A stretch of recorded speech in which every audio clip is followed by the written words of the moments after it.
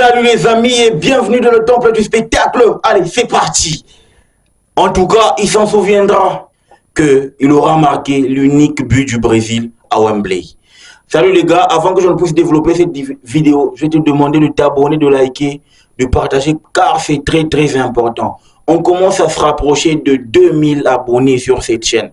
Je l'aurais jamais cru, mais grâce à vous, vous m'avez permis, n'est-ce pas, d'atteindre cet objectif. Alors on fonce, parce que l'objectif final pour cette année 2023, c'est d'atteindre les 10K.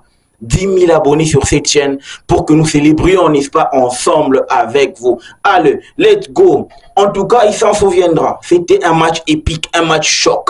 Parce que Brésil-Angleterre, ça n'a jamais été, n'est-ce pas, une rencontre anodine. Ça n'a jamais été une rencontre, n'est-ce pas, lambda. C'est une rencontre qui, n'est-ce pas, est entachée de l'historique, n'est-ce pas, derrière elle. Ce qui veut dire que à partir du moment où il y a l'Angleterre et le Brésil qui s'affrontent, c'est toute une audience, n'est-ce pas, qui s'amasse pour suivre, n'est-ce pas, cette rencontre qui oppose, n'est-ce pas, deux oppositions de style, deux grandes nations de football, même si le Brésil, c'est le Real, n'est-ce pas, des nations, même si le Brésil, c'est le summum du football mondial, même si le Brésil, c'est le summum, n'est-ce pas, du football américain, mais là, il fallait jouer, n'est-ce pas, le vice-champion d'Europe. Après la CAN, il nous fallait, n'est-ce pas, passer par la case trêve internationale. Quoi de plus que de nous servir le match entre la Canarinha do Brasil face à l'Angleterre. Donc les gars, c'est parti pour, n'est-ce pas, le débrief. Le Brésil qui commence, n'est-ce pas, son match face à l'Angleterre de manière, n'est-ce pas, pragmatique. En tout cas, j'ai aimé les 10 premières minutes. J'ai senti que c'était un Brésil, oui, en phase, n'est-ce pas, de construction, mais c'était un Brésil qui vraiment s'est préparé pour jouer l'Angleterre. J'ai senti qu'on a bien utilisé, n'est-ce pas, la largeur du terrain, on a bien utilisé, n'est-ce pas, le terrain tout entier, parce que oui, en face, il y avait quand même l'Angleterre qui a utilisé son pressing haut pour mettre mal à l'aise, n'est-ce pas, son milieu. Mais de là, en termes, n'est-ce pas, de contrôle balle au pied, j'ai senti que c'était un Brésil ultra pragmatique. Balle, possession, agressivité physique. La première mi-temps, elle a été topissime. Parce que quand tu regardes un Paqueta repositionné comme un milieu relayeur, je pense que je l'ai vu dans son meilleur des registres. Je ne l'ai jamais aimé en tant qu'ailier au Brésil. Mais là, il m'a convaincu car il a essayé, il a grandi, n'est-ce pas? Son apport défensif, n'est-ce pas? Il est louable parce que là, il était en train de jouer face à qui? Face à Jude Bellingham. Il se coltinait Jude Bellingham du début jusqu'à la fin. Et il a même eu un carton jaune. Donc, en gros, c'était un match, n'est-ce pas, épique. Oui, le Brésil ne l'a pas prise comme, n'est-ce pas, un match amical. Le Brésil a vu n'est-ce pas, une très bonne opportunité pour pouvoir se préparer afin, n'est-ce pas, d'avoir une ossature. Parce que vous savez que les oppositions de style en Amérique latine, il n'y en a pas parce que ce sont des bouchers qui jouent là-bas. Donc, du coup, il fallait déjà commencer par l'Angleterre. Question d'avoir une base, d'avoir, n'est-ce pas, une équipe solide. Question d'aller, n'est-ce pas, compétir à la Copa América. Et aujourd'hui, on l'a vu, 10 premières minutes jusqu'à ce que Vini mette la passe de Paqueta pour Vinicius. Oui, Vinicius, c'est un attaquant, mais il a vraiment des lacunes dans ses prises de décision. Les dernières prises de décision. C'est vrai, il s'est amélioré dans beaucoup de choses. Mais au Brésil, on n'a pas encore senti qu'il s'est encore amélioré. Au Brésil, on sent que c'est encore un Vini qui se cherche encore. Chose qui est vraiment contraire à ce qu'il propose avec le Real de Madrid. Mais au Brésil, on sent que c'est un joueur qui se recherche. On sent que c'est un joueur qui veut à ce qu'on puisse jouer pour lui, mais qui est encore incapable de montrer qu'on peut encore jouer pour lui. Qu'on peut, n'est-ce pas, lui faire confiance et lui donner les clés de l'attaque. Parce que oui, en termes de technique, après Neymar, c'est fini en termes de technique. Mais ses appuis le trahissent. Ses appuis, en tout cas, il a toujours été dans cette situation où il se retrouve être trahi par ses actions. Donc, Dorival Junior, qui procède par un 4-2, pour moi, j'ai pris ça comme un 4-2-3-1 parce que quand j'ai vu, n'est-ce pas, Paqueta jouer aux côtés de Bruno Guimaraes et Joao Gomez qui est redescendu d'un cran, mais quel gros volume. C'est un 4-3-3 ou un 4-2-2-2 en losange, tu vois. Un 4-2-2-2, voilà. Un 4-2-2-2. Premier rideau, Joao Gomez ainsi que Bruno Guimaraes. Et deuxième rideau, Vini ainsi que Paqueta. Troisième rideau, Rodrigo et Rapinha. Donc c'est comme ça que ça a joué. Et j'ai senti que c'est un Dorival qui a compliqué la tâche à Gareth Southgate. Si on doit parler, n'est-ce pas, de cette équipe du Brésil, je sens que il y avait quelque chose qui manquait à cette équipe.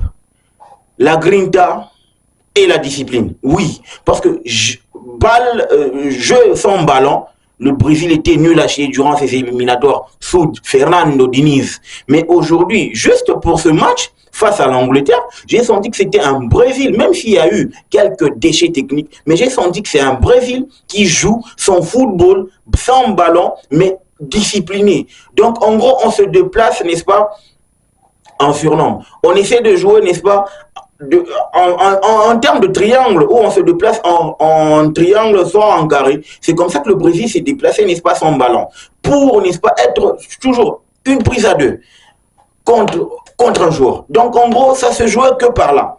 En gros, ça se jouait que dans les détails. C'est pour ça que l'Angleterre n'a pas eu beaucoup trop d'occasions franches. Mais, du côté, n'est-ce pas, de grosses occasions, je pense que le Brésil en a eu.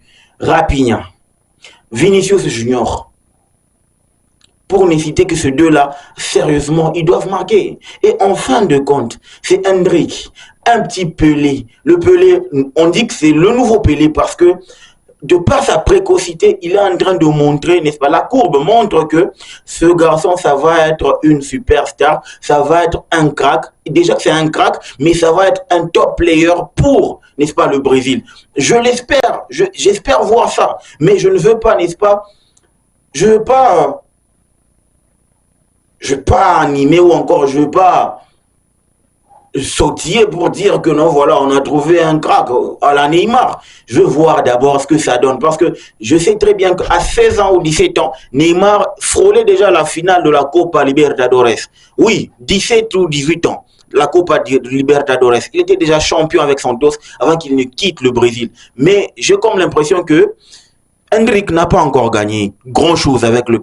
Il a gagné grand-chose, le Brasileirão avec le Palmeiras. Donc, moi, je pense que je dois encore le voir au haut niveau pour pouvoir avoir une idée, n'est-ce pas, clean sur ses capacités à pouvoir performer au haut niveau. Parce que le haut niveau, c'est pas que c'est pas que le ballon au pied, c'est pas que, n'est-ce pas, le monde, c'est toute une organisation.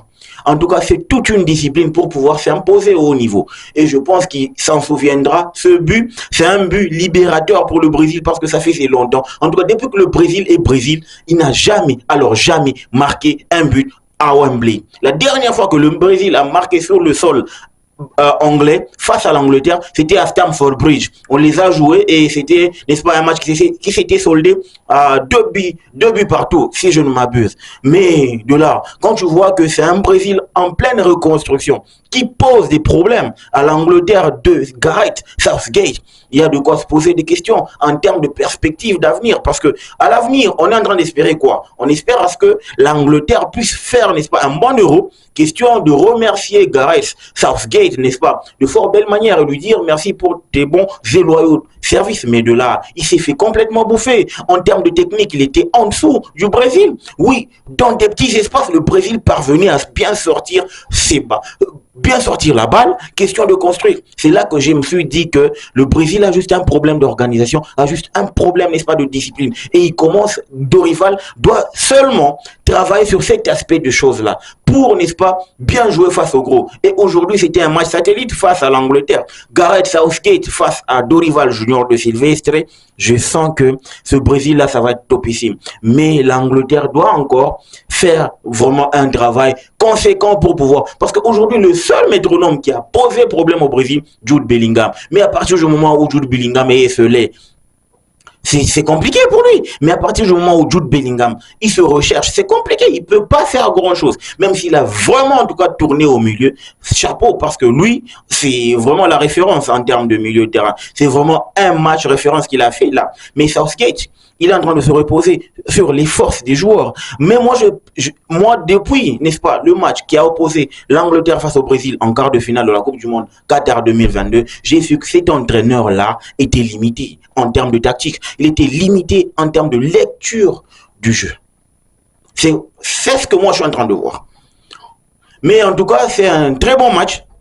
8 sur 10 des deux côtés parce qu'ils nous ont produit une très bonne copie.